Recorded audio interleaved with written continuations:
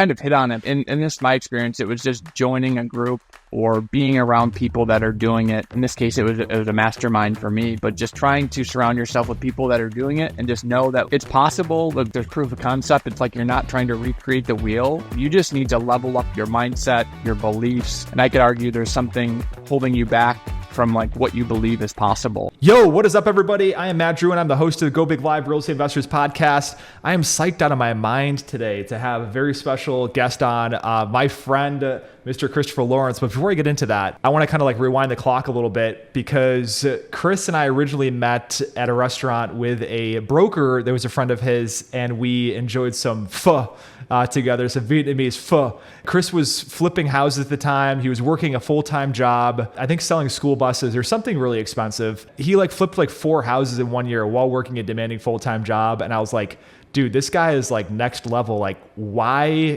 don't you just like quit your job and do this full time? I'm not sure if those words had encouraged him to do so, but Chris ran into some really major challenges in terms of needing to reinvent himself after he had burned the boat, so to speak. So stay tuned to the very end, because we're going to kind of go into how Chris has scaled through the self-storage business. Former flipper, former buy and hold investor of smaller single multifamily properties, graduated commercial real estate.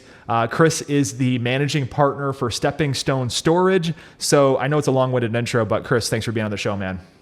Yeah, thanks, man. Appreciate it. And yeah, you're one of the people I, looked up to and still do, before I got into commercial real estate. I remember we, had a coffee club meeting, and, you were just telling kind of what you were doing, and was always interested. And yeah, so appreciate what you do and sharing and doing this. So excited to give back. So my name is Chris Lawrence. I'm a husband, father of 2, live in Rochester. And yeah, as Matt alluded to, started flipping houses, acquiring some rentals. And then, that was 2020, right before COVID. And then fast forward to now, we have a portfolio of 1,000 units, does about 6 figures a month in gross revenue, 4 facilities over 3 locations. So that's kind of where we're at now. We're very fortunate, lucky, with, the right mentorship and groups and just people along the way to have grown so quickly. So I guess I'll take a step back of kind of my background and all of that. So I grew up, just racing motocross, just super athletic, competitive, always wanting to achieve and grow. So ended up going expert in motocross racing, didn't make it to the professional ranks, but ended up, kind of fast forward from there, my early, 20s to, buying my first condo with my girlfriend at the time, wife now. And then, I stumbled across Rich Dad, Poor Dad. And then I was like, just mindset was blown and shifted, because no one in my family had ever done real estate. But I'd always known of people that did real estate, listened to Bigger Pockets, and then just like got obsessed and hooked and like, okay, I got to figure this thing out. And then after our first condo, we moved to our first house and then rented the condo out. And I remember still to this day, clear to this day, walking out of this house, going to the mailbox, getting a check for $950. I'm like, wow, this is awesome. And, $950 isn't life-changing, but it was just a huge paradigm shift for me. Like, okay, like this, I want to do like this 10, 20x, 30x. How can you do this and scale it and grow? And so by the time we bought our first house, I was still in sales. I did school bus sales for 10 years. Really enjoyed that, had the golden handcuffs, the 6-figure income, company vehicle, gas card. And I'm just like at the age of, I'm very fortunate and blessed at the age of 23, 24. I'm like, this can't be like the pinnacle. It's like, I do not want to do this the rest of my life. So then I started reading more books, podcasts, really growing and developing. And what was awesome is with my sales job, I was up and down Western New York. So I would seriously listen to every podcast, book on tape, negotiating, like just whatever, and then apply it actually in my sales job. So I had like a crash course over the past, those 10 years.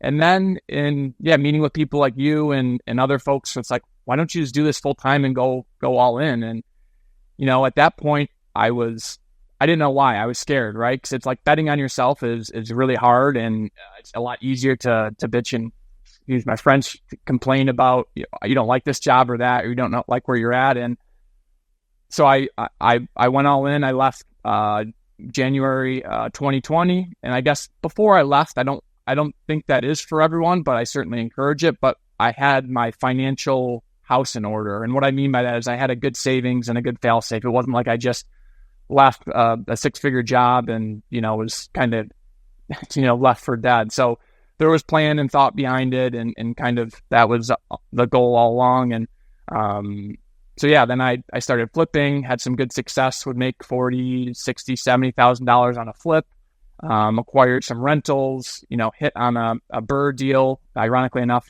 I'm actually going to be selling that coming up this next week. So we bought it for 100, put 40 into it, it appraised for like 2 something, pulled all of our money out, and it really clicked then, like, man, I just hit a home run deal.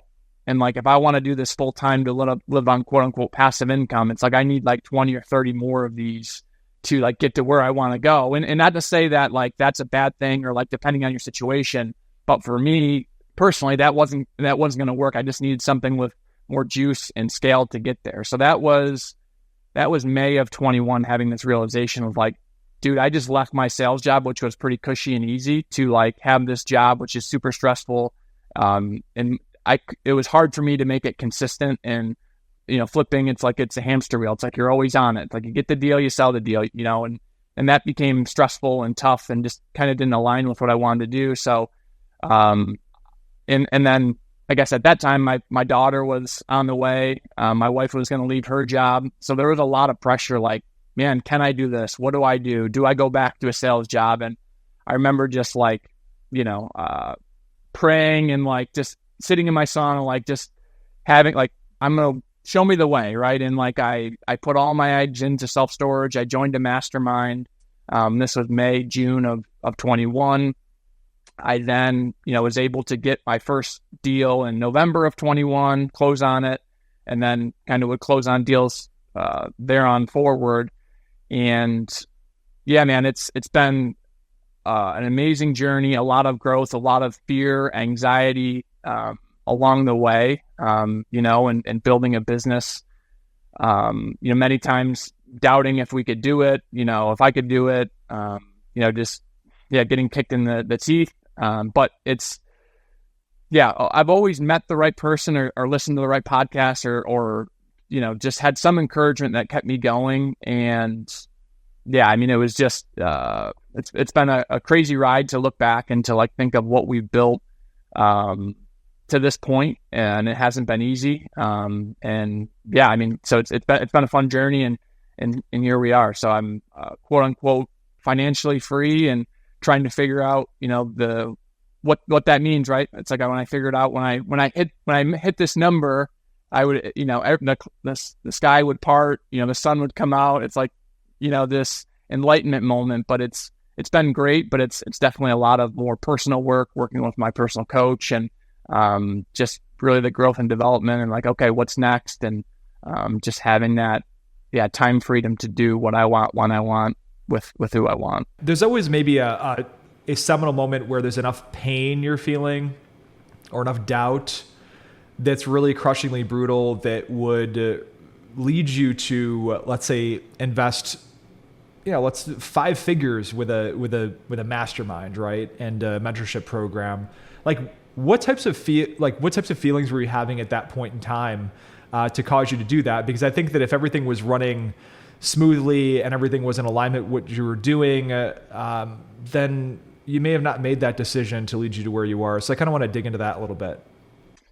Yeah, I mean, so to give you some context, so before I joined the mastermind, so I spent thousands of dollars to join this mastermind, and I was the biggest, like, it was probably an ego thing, like, what are they going to teach me? What are they going to tell me? It's like they don't know what the heck they're doing, and it was probably just some ego thing, but I really just knew some people that had some success, and I just again put faith into it, like, okay, I'm going to pour my heart and soul into this, and I'm going to give it 110%, and I think I told myself, like, I have a few months to like just give it everything I got, so I don't look back when I'm older and wish what it could have been. But yeah, so to that point, before I bought my first storage facility, which we purchased for $2 million, which was that was out of the realm of possibility, what I thought was possible and capable. Had bought, probably $150,000 house, $200,000 house, which is still a big purchase, but not to the tune of $2 million. Right. So it's I just, again, had faith. I joined this group, and was learning, was diving in, was connecting with other people that were like-minded. And it's kind of the old analogy. It's like rising tide lifts all ships. And it's like I was around people that had done much, way bigger deals. So it gave me comfort of okay, people have done this. There's a proof of concept. It's I just got to follow, I'm at step A. I don't have to know Z. It's just I got to know A, then B, and that, and I would learn literally my first we would do retreats. My first retreat, I had a facility under contract. So it's I was learning, asking all the questions around these people. Then the second retreat, I was closing on it. So I was then learning how to operate and okay, where can I take this thing? And, commercial real estate, it's, based on, it's, income approach, right? So it's it's valued on how you can run it. And so just learning the nuances and efficiencies of that. And yeah, man, it was scary. And, you put yourself on the line for a lot of money. And so you better know what you're doing, or at least be around people that know what they're doing, And so that one deal, we bought it for $2 million, are into it now for 2.5, but back July of last year, it appraised for, I think, right around $4.5 million. Just from how we're running it. We added a few units and just, again, increasing that top line and decreasing the expenses. Let's talk about, I want to pull on this thread a little bit more too, because you're one of the few people that have had a guest on the show that have actually, attributed their investment into their own personal development as, a way for them to really level up. The elephant in the room is, your life partner, right? You're talking to her, Leah, and you're like, hey, I'm thinking about putting this amount of money on a credit card. What are your thoughts? Or maybe, you do like I do. I'm like, hey, it's a business. I don't need to tell my wife about everything. So tell me about that kind of thing in terms of that conversation you have with, because you guys are both really active in each other's lives. You have a beautiful relationship, you have a beautiful family. Chris is we go, which we're long overdue for a play date at the Strong Museum of Play together on a Tuesday afternoon, for instance. Tell me about that conversation, how that went. Yeah, I think, part of my success is due to having a good spouse, right? She has belief in me, even maybe when I don't have belief in myself. And I want to run through a brick wall, when someone believes in you, that's super powerful. And I just kind of told her what I wanted to do. And she's like, yeah, I believe in you. I think you can do it.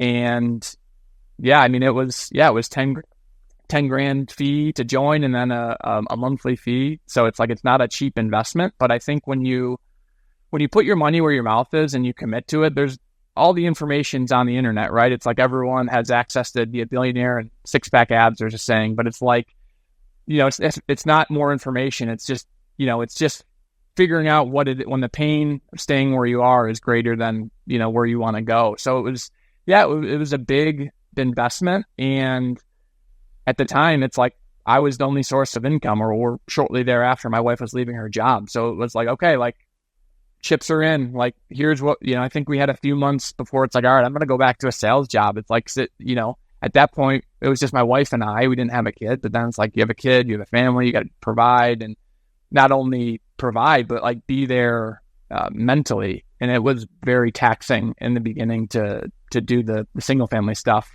to the level I wanted to do. And probably looking back a little bit ignorant and arrogant to try that. But yeah, here we are. About that first deal, Chris, one of the, two of the themes in the show here, we talk about the two bottlenecks, deal flow and capital, right? And as we're growing and doing larger and larger commercial deals, we have to continually expand both of those bottlenecks. So let's talk about the first self-storage deal. How did you land that? Tell me about specifically what you did to do that. Yeah, so just cold calling. So the 4 deals that we have thus far have been cold call and direct mailers. So essentially the first one was a cold call. Again, just built a list, curated a list of like kind of distressed properties or like, measures that would like, hey, this is a distressed property, like no website, maybe bad Google reviews. Curated a list and then just started calling, and before that, I'm like, I'm not a cold caller. I don't want a cold call, but it's like the pain was enough to where it's like, I have to cold call. You have to get over the fear, and just started doing it. And we were able to get that deal. And then I think a lot of it too was having a good background in sales and being able to build rapport and just kind of, again, I've shared many times as just, the owners maybe seeing a little bit of themselves and me and just being young and what behind the ears and just leaning into that of like, hey, I'm not some big, real estate corporation. I'm just a small guy trying to make it. And, I remember like right before my daughter was born, like he let me know like, hey, we're going to go with you. And I just like was celebrating. Like, I think I was actually in the hospital, like listening to like apartment podcasts. Like, how do I, like, if this doesn't work, like, where do I go? And like, I just remember that it was just like such a huge relief. Cause it's like, I knew this was a great deal. And like, this would just give us like a baseline financial freedom to like continue to go and build and like not have to trade our time for money anymore. Of course, there's a lot of hard work and a lot of, stepping, a lot of, learning lessons along the way, but it was like, wow, like it was just like pure excitement and joy. And my wife actually got that on video, which was pretty cool. Just like finding out they went with us and we weren't the highest bidder, but like, again, the buyer felt, or the seller rather felt really comfortable with us and felt we could perform. So that was a really exciting time. And, frankly, humbly made me a first generation millionaire off of one deal. It's like one commercial deal can change your life. And this one did. And then, we've kind of stacked a few along the way, and that's where we're at. Let's go back, because we get granular on this show, man. I want to do a little mini masterclass on the prospecting side of things. How did you curate this list? Was it sort of a manual type of thing, or were you using some sort of software like a list source or a whatever? Yeah. So at first it was manual. So like I would go to Google and like scrub the database, like the Google My Business, like self-storage facilities near me, Fairport, New York. And then like I'd look at all the listings that came up and the ones that didn't have websites or like maybe bad reviews, I would set them aside for like, okay, we're going to call and mail these folks. And then I later found there was a software to scrub those lists. So it made it faster and more streamlined. So we'd scrub those lists and then I'd call them. Like I said, so 2 of our deals came from cold calls and then 2 of them came from mailer. So essentially we would just build those lists and then, send mail and then kind of do it a step further. We used software. It's called Onyx Hunt. It's it's a GPS, so it's essentially Google Maps, but it gives you like the actual owner's mailing address, right? So like if we were mailing, instead of mailing to 123 Main Street, some of these sellers aren't really sophisticated. So it's Bobby Jones at, 123, Crescent Street. So it's like, instead of mailing directly to the storage facility where these things are probably getting thrown out, I would mail directly to the owner's house. And that's how we got two of our 4 facilities. So it was more legwork and more grunt work, but it was just building those lists and not buying a list that was already, created from a list aggregator. So you picked up the phone, you called. What was your script that you were using in terms of how you did that? Yeah, it's, just having those awkward conversations like, hey, Chris, I don't know if you ever considered, selling your storage facility or if you've ever thought about it. And, he's like, yeah, I have. I'm like, oh, wow. Like, okay, cool. And I'm like writing down stuff like, okay, like, cool. Like, how many units? He's like, it was 340. I'm like, wow, this is a big facility. I'm like, great. Like, how much roughly are you doing a month in income? He's like 25,000. I'm like, oh, perfect. Like, my rule of thumb, the back of the napkin, like, okay, you can pay 100 times, the gross income. So I'm like, okay, I know I could pay maybe 2.5 million for this thing. So like, I know we're in the ballpark. And then it was kind of just taking some data and information. And then we just had, awkward conversations and just, trying to be genuine and authentic. And it took many, many conversations. I mean, I'm pretty old school. So like I went down and hand delivered a contract 3 hours away and said, hey, here's my signed contract. Like, I'm serious. Like, I'm not just, doing a DocuSign. Like, this means a lot to me. And I remember just constantly telling him like this, would be so grateful for this opportunity because this means I can continue to build my real estate portfolio, and provide for my family. And and I'm still friends with this seller to this day. And he said him and his attorney were talking a little while ago saying like, it was so easy to deal with Chris and my business partner and our attorney. I think at the end of the day, it's less of like the headbutting and more of the like, how can you make it collaborative and like a win-win, right? It's like these people want to get a fair price for their property and we want to get a fair price. And more times than not, they probably want to sell to someone that's hungry and new in the space. So let's talk about the capital stack on this deal, right? The first one we're talking about, your first self-storage facility. Like, what were the total numbers in terms of like acquisition? Did you put debt in this property? Did your partner just put up all the cash and it was just 100% equity? Tell me about that. Yeah. So I guess I'll give you context. So my business partner and I, we own these properties 50-50. So in the beginning, he was actually my business partner when we were doing the house flipping and all of that. So like, and before that, I asked him to borrow $25,000 for one of my rental properties. And it was like beg, borrow, and steal to get that. But I kind of was like, hey, I'll return your capital. And so I did the refi, return the capital. And then he's like, I think you're onto something. So we partnered up with that and had successful flips. And I said, hey, like, let's scale this and go to commercial. And he was all on board. So for the first deal that we bought, we were able to use his line of credit off of his investments to purchase this cash, just because the seller wanted a quick transaction. So we purchased the cash, and then we knew like, hey, in the background, we were working with a local community bank, Canandaigua National Bank. They're awesome. So I'd encourage folks to like look and work with commercial or local community banks.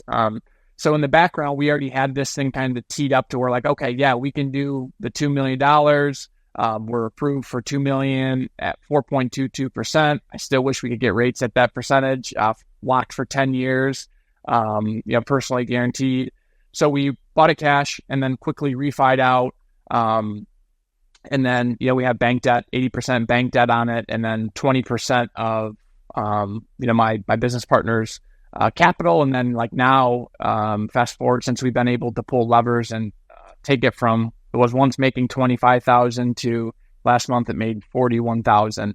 So we've been able to run this efficiently, operationally sound, rate manage, and really just like know how to operate this. And then we're then able to like take the equity from this property and deploy on our other facilities. So that's the stack on. Yeah, I want to back up a little bit, Chris, because you had kind of curated this and built this relationship through when you were doing smaller deals. Where did this relationship come from? Was it like an old like college roommate? Was it a high school buddy? Or was it somebody you met up at a meetup? Like, tell me about that. Yeah, so this is actually my wife's uncle. So my father-in-law, and he has 3 brothers. So I went and pitched them back when I first was getting started and like didn't really know what I was doing, but I was like, hey, like I'm gonna do this and here's what I want to do, and I'm going to flip X amount of houses and do this, and I need some capital. And fortunately for Andy, my business partner, he was the only one that took me up on it and was like, hey, I think there's something here. And he was looking to sell his manufacturing company and kind of pivot into something a little more lifestyle friendly. And yeah, we just kind of built trust. And I think in kind of a sidebar, the reason I believe our partnership has been so successful, it's like because we have implicit trust and faith in each other and like our values align. Like it's like if your values and things don't align for a partnership, I just don't think it will work out. But it's like he trusts me implicitly and I trust him, and we have proof of concept. And it doesn't mean like every deal we've knocked out of the park, but like when we have had a hiccup or something, it's like, okay, how do we?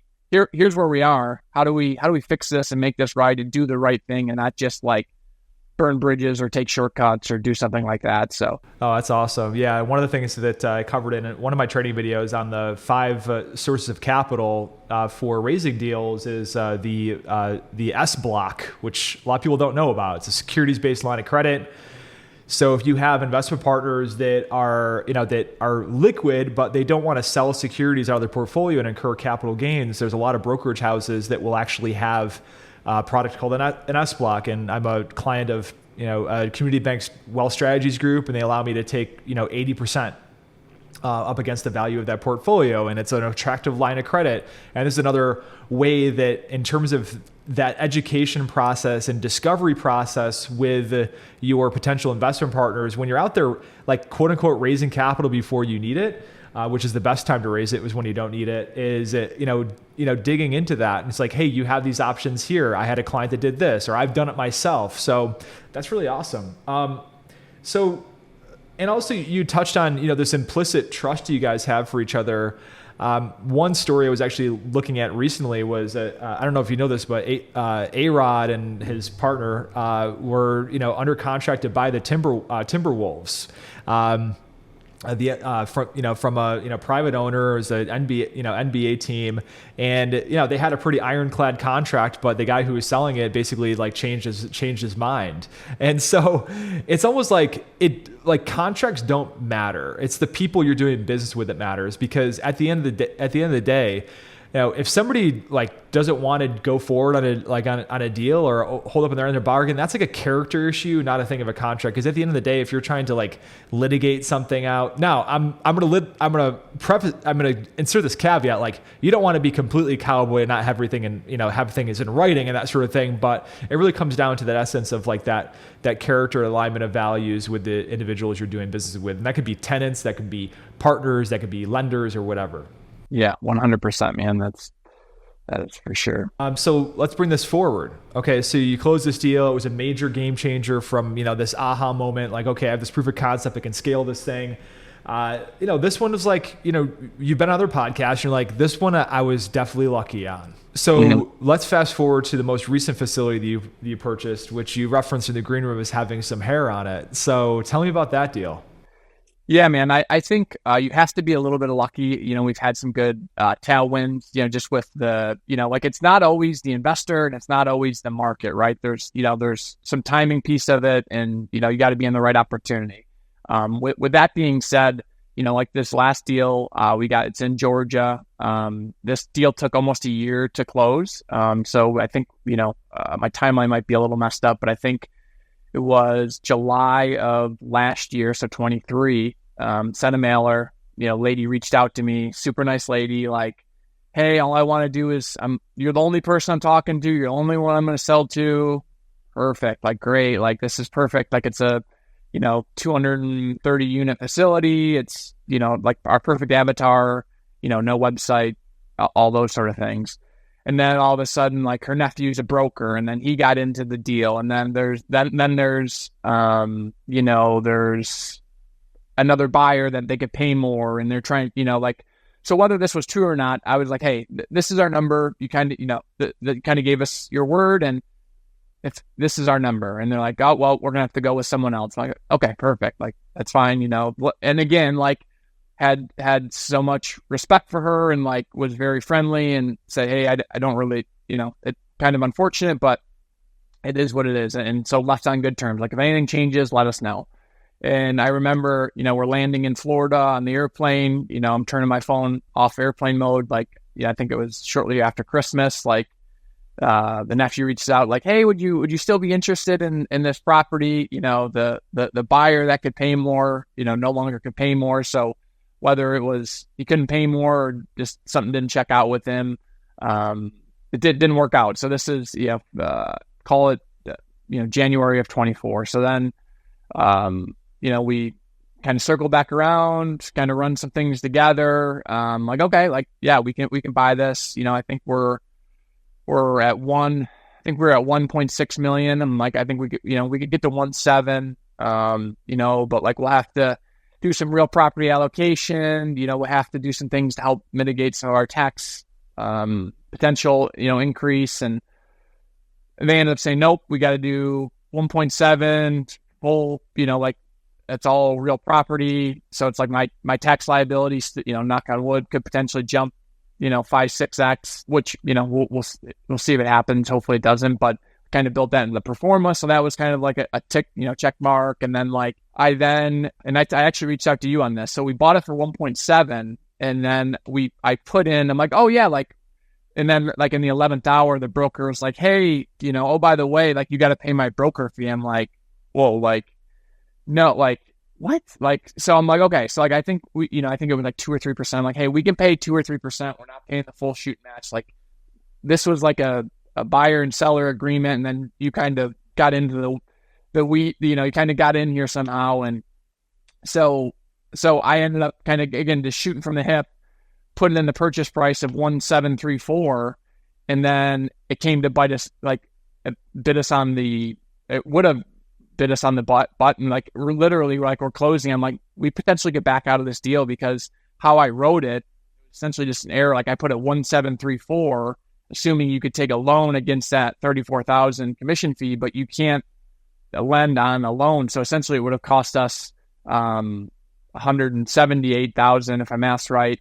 And I'm like, hey, like I messed up. Like we can either 7, like what we agreed on, or we can keep the price the same, and the responsibility of the fee goes from me to you. And, they ended up like, I was going to the closing table to sign the documents, not knowing if they were going to agree or not. But I just drew a line in the sand, like, hey, this is what it is.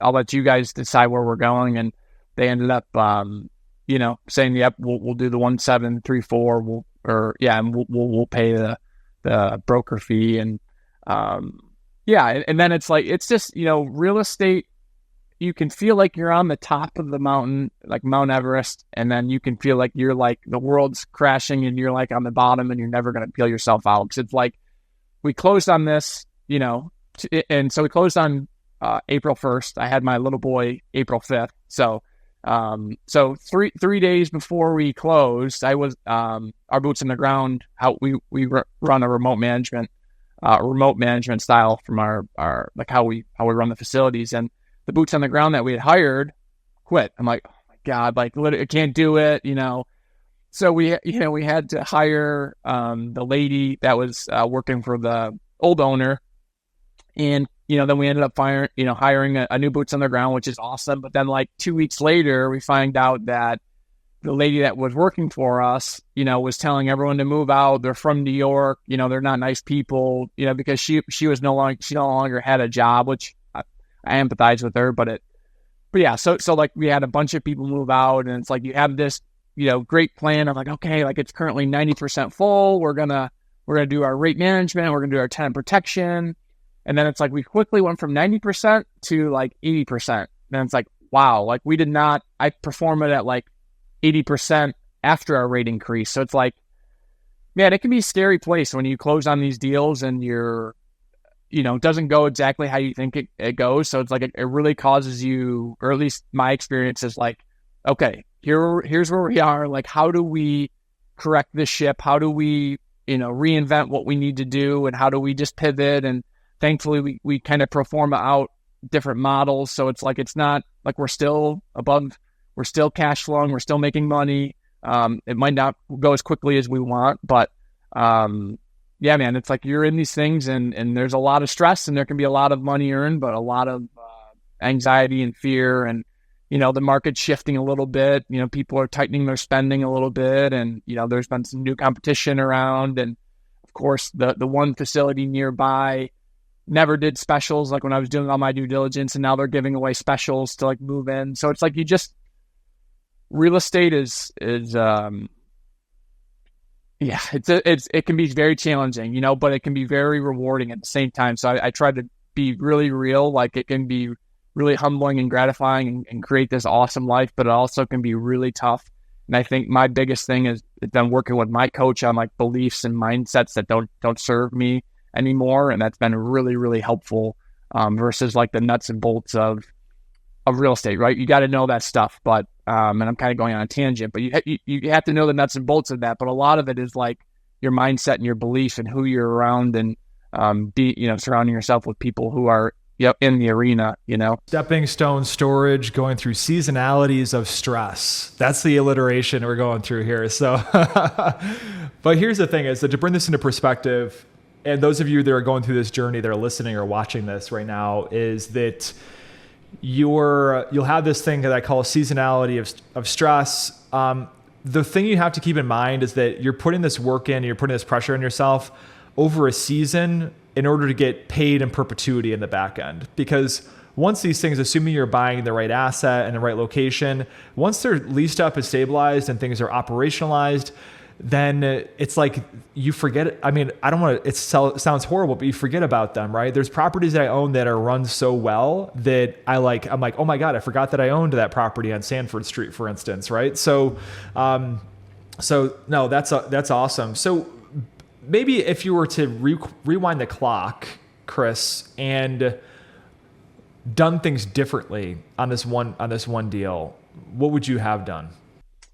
If I could rewind the clocks, I probably would, because it's interesting. I guess just in general, when I first started, it's I really, really needed the deal, right? To live and to survive. But now it's I want to continue to keep growing, but I don't need the deal. I want the deal. And I think I have a tendency, my first deal or my second deal in Florida, I was trying to we perform it out 4.5% interest rate, 5.5%, 6.5%, kind of good that, kind of all the way through. I probably will get 4.5% interest. I probably can push the numbers as high as I can because I'm this great real estate investor. I have all the answers. And then we closed in I think we closed at 7% interest. I'm holy cow. Might not sound like a big difference from 7 to 4.5, but I think we're paying an extra $30,000 in interest. And it really just opened my eyes to okay, let's really just be objective of the asset and not put my personal beliefs of what can happen. You hope the cherry on top happens, but if it doesn't, you got to be able to keep fighting another day. And you only, in my opinion, you only lose in real estate if you, you can't pay your bills or cover your debt and run out of money. It's if you can just hold on to these things, run them operationally sound, it's you're going to win over the long run. But I guess in regards to the one we closed in Georgia, maybe I would have stayed more firm on our number. I kind of maybe got a little antsy and a little ego came in man, I could get to 1,000 units. I could get to 130,000 square feet. That'd be really cool. Which it is. And it'll be a good asset for us.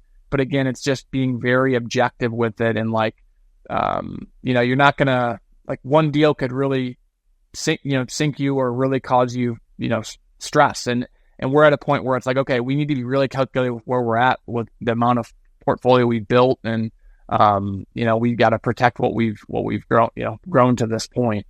So just being more objective and really just, penciling out like we do, but just maybe not trying to push it as far. And if things don't go as good as you expected, does it still make sense? And, which in this case it does. And we're going to go through it. And we're still making money and we're on the right side of zero, but it's some of the deals we're buying are value add. So it's we're buying an underperforming asset. Then the intention is to take the rates to market rate or close there to it to get it to where you want it to perform and to make the real money. But that takes time. Real estate's slow moving as well. So yeah, I mean, I can relate. I've gone through this thing called what I call Midas syndrome. Where you're referencing King Midas and everything that he touched turned to gold, and then you think oh my God, I'm so amazing. And then if I just venture outside my lane into this new thing, what could possibly go wrong?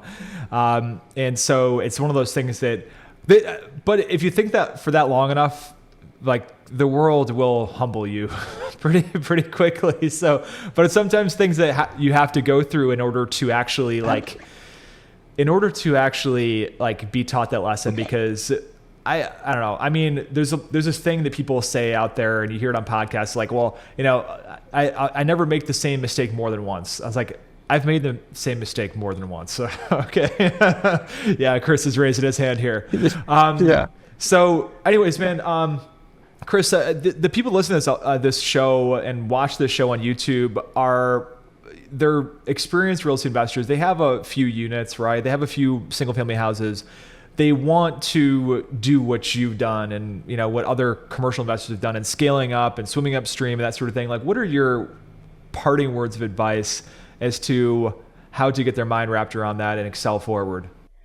Yeah, I kind of hit on it, but for me, in this, my experience, it was just joining a group or being around people that are doing it. And in this case, it was a mastermind for me, but just trying to surround yourself with people that are doing it and just know that like it's possible, like there's proof of concept. It's like you're not trying to recreate the wheel. You just need to level up your mindset, your beliefs, and I could argue there's something holding you back from like what you believe is possible. And I think that was like, for me, what had held me back. It's like, I remember, as I mentioned at the beginning of this podcast, like I remember you telling me like, hey, I pay X amount of money a month in mortgage payments. I was like, holy cow. Like to that point, I only had, like maybe $1,500 a month in rental mortgages. And I'm like, that just like was a huge paradigm shift for me. Like, holy cow, like this is possible.